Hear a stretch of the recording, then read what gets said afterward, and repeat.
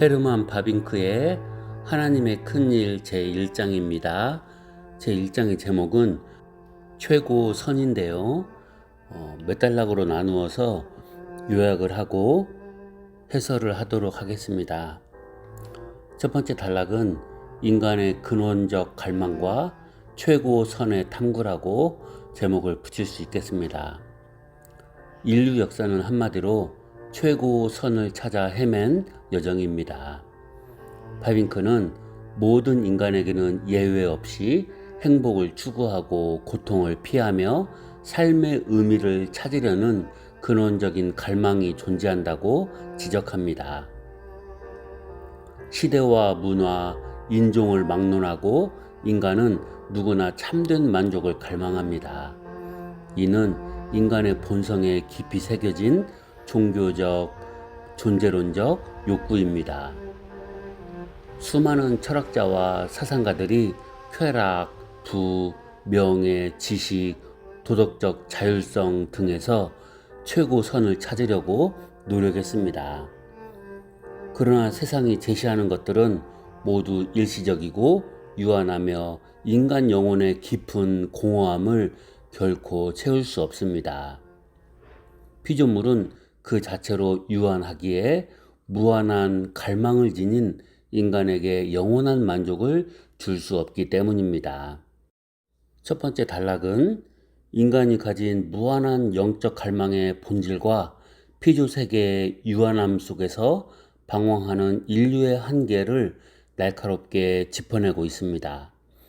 헤르만 바빙크의 지적대로 인간의 행복 추구는 단순한 생물학적 욕구가 아니라 본성에 새겨진 존재론적 종교성입니다. 이 깊은 갈망과 세상 철학의 한계를 생각하도록 하겠습니다. 전도서 3장 11절 말씀입니다. 하나님이 모든 것을 지으시되 때를 따라 아름답게 하셨고 또 사람들에게는 영원을 사모하는 마음을 주셨느니라. 그러나 하나님이 하시는 일의 시종을 사람으로 측량할 수 없게 하셨도다. 그리고 시편 42편 1절에서 2절입니다. 하나님이여 사슴이 시냇물을 찾기에 갈급함같이 내 영혼이 주를 찾기에 갈급하니이다. 내 영혼이 하나님 곧 살아계시는 하나님을 갈망하나니 내가 어느 때에 나아가서 하나님의 얼굴을 배울까. 그리고 이사야 55장 2절 말씀입니다. 너희가 어찌하여 양식이 아닌 것을 위하여 은을 달아주며 배부르게 하지 못할 것을 위하여 수고하느냐. 내게 듣고 들을지어다. 그리하면 너희가 좋은 것을 먹을 것이며 너희 자신들이 기름진 것으로 즐거움을 얻으리라. 전도서 기자는 하나님께서 인간의 마음에 영원을 사모하는 마음을 심어 놓으셨다고 선언합니다. 이 영혼은 수학적인 시간의 연속을 넘어 영원하신 하나님과 연결되고자 하는 무한한 공간입니다. 그러나 타락한 인간은 이 무한한 공간을 쾌락, 부, 명예, 도덕적 자율성 같은 유한한 피조물로 채우려 합니다. 이사야 선지자의 외침처럼 배부르게 하지 못할 유한한 물질을 위해 무한한 에너지를 낭비하며 깊은 영적 공허함에 시달리는 것이 인류의 역사입니다. 유한은 결코 무한을 채울 수 없기에 세상이 말하는 최고선은 언제나 갈증만을 더할 뿐입니다. 이를 하나님 나라 관점에서 볼 때 인간의 근원적 갈망은 오직 하나님의 통치와 임재 안에서만 온전히 해소됩니다. 하나님 나라는 단순히 죽어서 가는 공간이 아니라 하나님의 주권이 온전히 실현되어 피조물이 창조주와 완벽한 연합을 이루는 상태를 뜻합니다. 시편 기자가 시냇물을 찾는 사슴처럼 살아계신 하나님을 갈망했던 이유는 주님의 얼굴을 뵙고 그분의 다스림 안에 거하는 것만이 인간이 누릴 수 있는 최고 선임을 영적으로 직관했기 때문입니다. 따라서 이 시대의 성도와 사역자들에게 주는 교훈은 명확합니다. 인간의 실존적 방황과 중독, 끊이지 않는 비교와 상실감의 본질은 결국 왕이신 하나님을 잃어버린 결핍에서 기인합니다. 우리는 세상이 제시하는 일시적인 우상들로는 결코 영혼의 굶주림을 해결할 수 없음을 겸손히 인정해야 합니다. 참된 행복과 만족은 나의 자아가 주인이 되어 세상을 소유할 때가 아니라 하나님 나라의 통치 아래 나를 굴복시키고 그분의 의와 평강과 희락을 마음에 모실 때 시작됩니다. 세상 철학이 던지는 유한한 해답에 속지 않고 영원한 통치자이신 하나님 한 분만으로 만족하는 나라의 백성으로 살아가는 것, 그것이 공허한 세상을 이기는 유일한 길입니다. 두 번째 단락입니다. 두 번째 단락의 제목은 참된 최고 선으로서의 하나님입니다.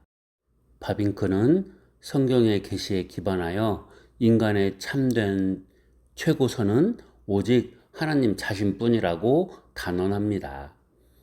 인간이 세상의 그 무엇으로도 만족할 수 없는 이유는 인간이 하나님을 향하도록, 하나님을 닮을 수 있도록 창조되었기 때문입니다.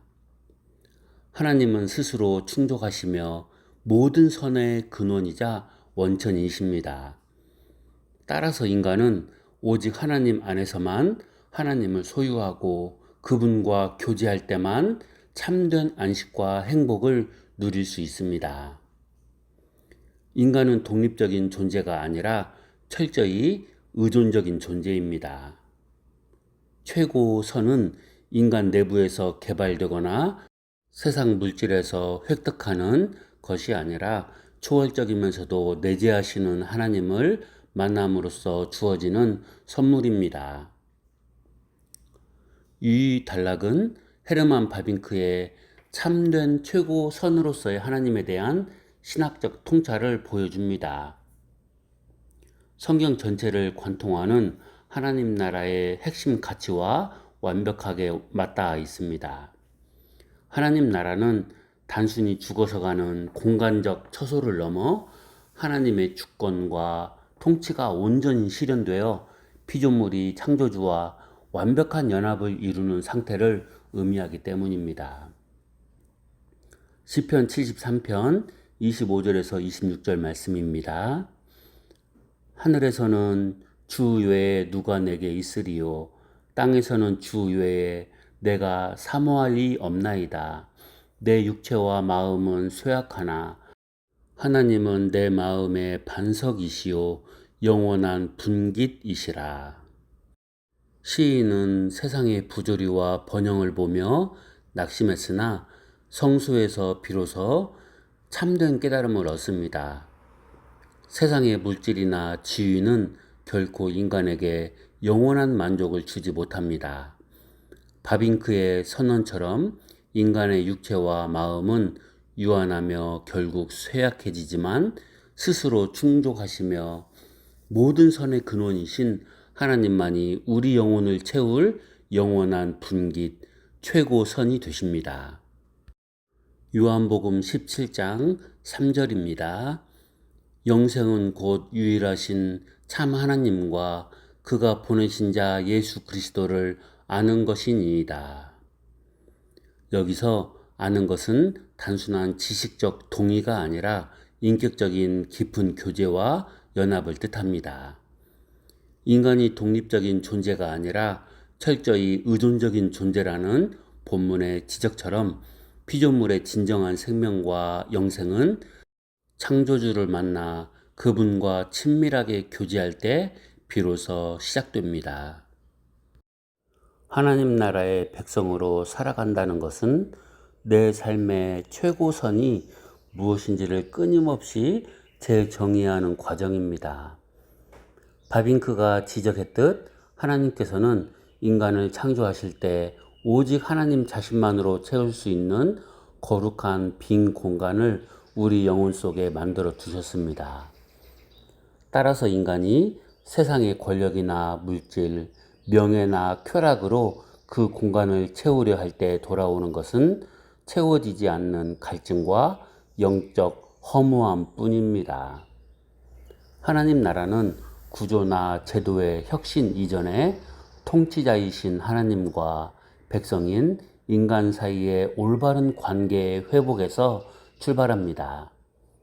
세상 나라는 끊임없이 우리에게 너의 내부의 잠재력을 깨워 네 스스로 최고의 선이 되라고 유혹하거나 눈에 보이는 피조물을 소유해야 행복하다고 속입니다. 그러나 그것은 피조물에 불과한 인간을 우상의 자리에 올려놓는 교만일 뿐입니다. 성경이 말하는 참된 복은 인간이 철저한 의존적 존재임을 겸손히 인정하고 모든 선의 원천이신 창조주 품으로 돌아가는 데 있습니다. 그러므로 오늘을 살아가는 성도들에게 주는 교훈은 명확합니다. 우리는 하나님께서 주시는 선물들, 그러니까 세상의 축복과 안락의 시선을 빼앗겨 정작 선물의 주인이신 하나님 자신을 잃어버리는 영적 주객 전도를 경계해야 합니다. 하나님 나라의 백성은 세상의 소유 여부로 요동하지 않습니다. 비록 내 육체와 환경은 쇠약해질지라도 하나님 한 분만으로 만족하는 자가 곧 하나님 나라를 소유한 자입니다. 우리의 삶이 초월적이면서도 내재하시는 하나님을 매일의 삶 속에서 만남으로써 세상이 줄 수 없는 참된 안식과 하늘의 평안을 누리는 거룩한 행진이 되기를 소망합니다. 하나님 자신이 우리의 가장 큰 상급이자 유일한 최고 선이십니다. 다음은 세 번째 단락입니다. 종교의 본질과 인간의 비참함에 대하여 가르치고 있습니다. 제1장은 최고 선과 종교의 관계를 긴밀하게 연결합니다. 바빙크에게 종교란 인간이 최고선이신 하나님과 맺는 살아있는 관계이자 연합을 의미합니다. 모든 인간에게는 종교적 본성이 있습니다. 그 본성이 신의식입니다.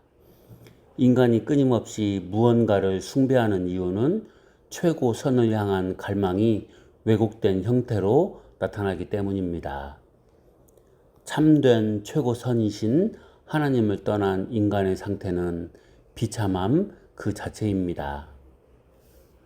죄는 하나님과 인간 사이를 갈라놓았고 이로 인해 인간은 참된 선을 잃어버린 채 헛된 우상을 숭배하게 되었습니다. 하나님을 잃어버린 인간은 아무리 세상적인 성공을 거두어도 영적인 기갈과 영원한 죽음의 공포에서 벗어날 수 없습니다. 로마서 1장 19절에서 20절 말씀을 읽도록 하겠습니다. 이는 하나님을 알만한 것이 그들 속에 보임이라. 하나님께서 이를 그들에게 보이셨느니라. 창세로부터 그의 보이지 아니하는 것들 곧 그의 영원하신 능력과 신성이 그가 만드신 피조물에 분명히 보여 알려졌나니 그러므로 그들이 핑계하지 못할지니라. 바빙크가 말한 신의식은 로마서 1장의 말씀과 정확히 일치합니다. 하나님 나라는 창조주 하나님의 통치와 주권이 실현되는 영역입니다. 하나님은 인간을 그분의 대리 통치자로 지으셨기에 모든 인간의 영혼 깊은 곳에는 왕이신 하나님을 갈망하는 종교적 본성이 심겨 있습니다. 세상의 수많은 종교와 숭배 행위는 사실 잃어버린 본향 하나님 나라와 참된 왕을 향한 왜곡된 향수병입니다. 인간이 끊임없이 무언가를 숭배하는 이유는 통치자이신 하나님을 모셔야 할 영혼의 보좌가 비어있기 때문에 나타나는 갈망의 방황인 것입니다. 예레미야 2장 13절입니다. 내 백성이 두 가지 악을 행하였나니 곧 그들이 생수의 근원되는 나를 버린 것과 스스로 웅덩이를 판 것인데 그것은 그 물을 가두지 못할 터진 웅덩이들이니라. 죄의 본질은 하나님 나라의 백성이기를 거부하고 자기 나라를 세우려는 반역입니다. 예레미야의 지적처럼 참된 최고 선이자 생수의 근원이신 하나님의 통치를 거부한 인간은 결코 중립지대에 머물지 못합니다. 반드시 스스로 터진 웅덩이를 파게 됩니다. 그 웅덩이가 우상인 것이죠. 그래서 칼빈 선생님은 우리의 영혼을 우상 공장이라고 표현한 것입니다. 하나님 나라의 풍성한 복에서 단절된 상태가 바로 바빙크가 말한 인간의 비참함입니다. 왕을 잃은 백성은 방황할 수밖에 없으며 돈, 명예, 권력이라는 세상적 성공을 거두어도 영적인 갈증을 해소할 수 없습니다. 생명 자체이신 하나님 나라 밖은 곧 영원한 죽음과 공포의 영역이기 때문입니다.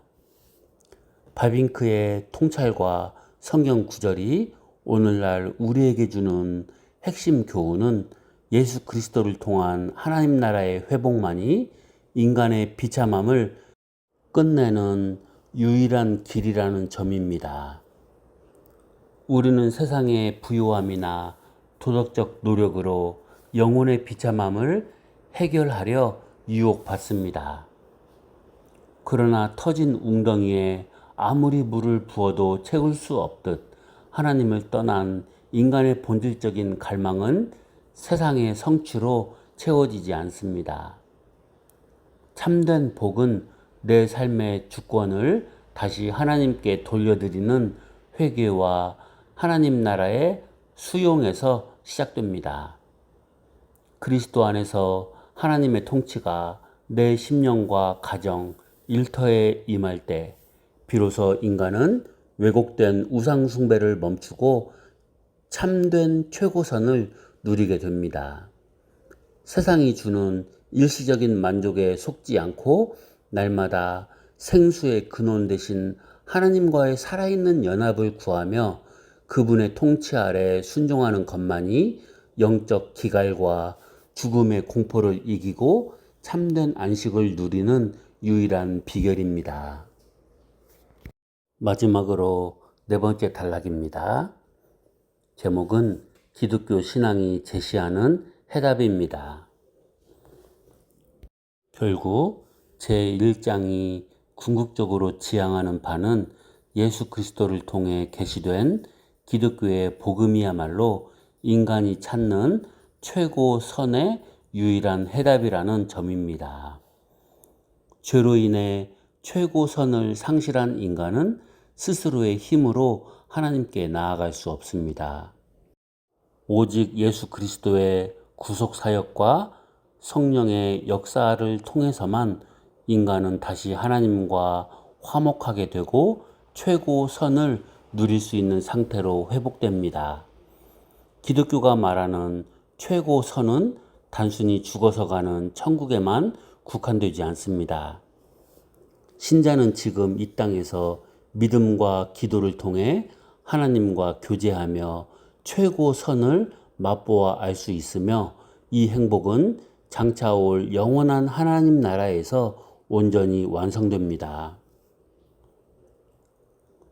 이 내용은 기독교 신앙의 핵심인 예수 그리스도를 통한 회복과 하나님 나라, 그러니까 최고 선의 현재적 누림과 미래적 완성을 잘 담고 있습니다.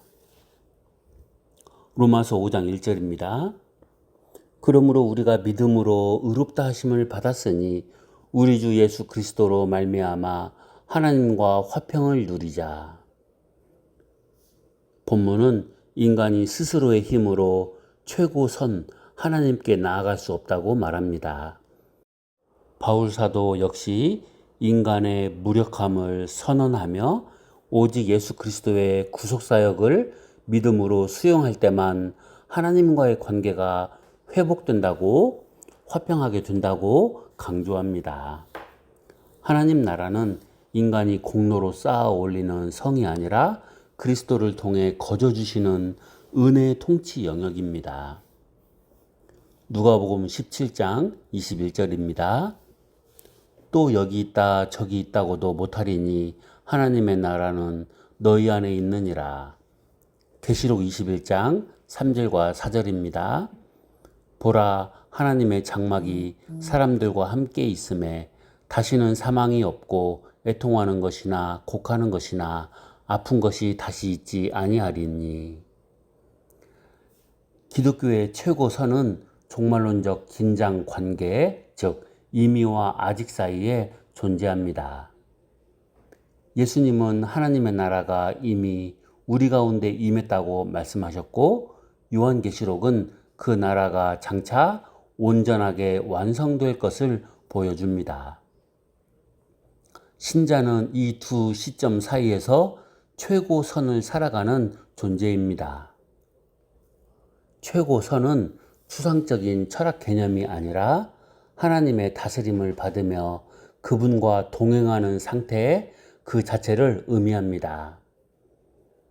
인간은 죄로 인해 이 다스림을 거부하고 스스로 왕이 되려 함으로써 최고선의 상태를 상실했습니다. 본문이 제시하듯 이 비극을 되돌리는 유일한 해답은 예수 그리스도이십니다. 십자가는 깨어진 하나님 나라의 통치 관계를 복원하는 유일한 통로입니다. 여기서 우리가 얻어야 할 중대한 영적 교훈은 신앙의 시 공간을 축소하지 말라는 점입니다. 많은 그리스도인이 기독교를 단순히 죽어서 좋은 곳에 가기 위한 티켓 정도로 오해하고는 합니다. 그러나 본문이 날카롭게 지적하듯이 기독교의 복음은 죽음 이후의 세계뿐만 아니라 발을 딛고 살아가는 지금 여기, 현재를 포괄합니다. 우리가 오늘 드리는 기도, 이웃을 향한 사랑, 불의에 타협하지 않는 삶의 현장 속에 하나님의 통치가 임할 때 우리는 이 땅에서 최고선을 맛보아 아는 기쁨을 누리게 됩니다. 비록 완벽하지 않은 세상이기에 여전히 눈물과 고통이 상존하지만 내면에서 시작된 하나님 나라는 가정과 일터로 확장되어 갑니다. 따라서 성도는 영원한 완성의 날을 소망하는 동시에 오늘이라는 삶의 자리에서 기쁨으로 순종하며 하나님 나라를 앞당겨 사는 종말론적 천국 시민이 되어야 합니다. 그것이 바로 기독교 신앙이 제시하는 진정한 최고선의 삶인 것입니다. 이제 결론입니다. 헤르만 바빙크가 하나님의 큰일 제1장에서 펼쳐 보인 심오한 신학적 통찰은 방황하는 인류를 향한 진단이자 오늘을 살아가는 우리를 향한 강력한 이정표입니다.